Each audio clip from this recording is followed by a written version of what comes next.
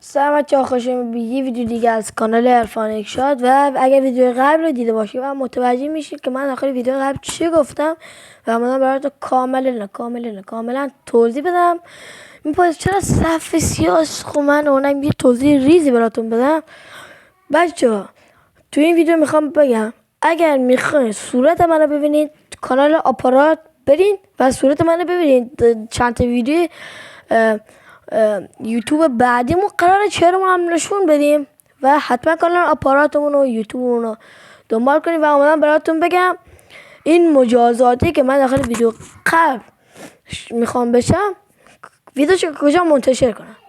تو ویدیو بعد که داخل این میشه. الان من این ویدیو رو براتون آپلود کردم حدود فکر کنم ساعت 12 یا 1 نمیدونم، ساعت هلوش 2 اینا میرسه به دست شما و شما نگاه کنید. و ما براتون که ویدیو رو کجا میخوام آپلود کنم، ویدیو رو میگیرم داخل آپارات میذارم، منتظرش باشید.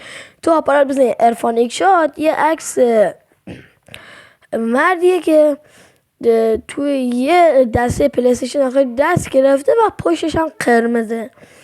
و اگر باشه عکسش رو صفحه براتون میارم، شما نگاه کنید. و بچه ها ویدیوش اونجا آپلود بگم منتظرش باشید و دنبالش کنید. و نگاه نمیشه که اینطوری کنید و نگاش نکنید.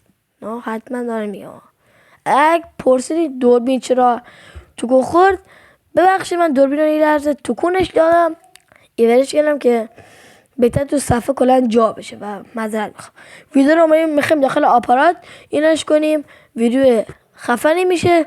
ببین مجازات میخوام براتون چه بذارم. مجازات الان نمیخوام بگم، خودتون متوجه میشید داخل ویدیو. ببین چه مجازات سمی دیگه. سوستون نمیخوام بذارم، سوستون به علاوه یه چیز ترش دیگه. خودتون حدس بزنید و من براتون اینو بگم.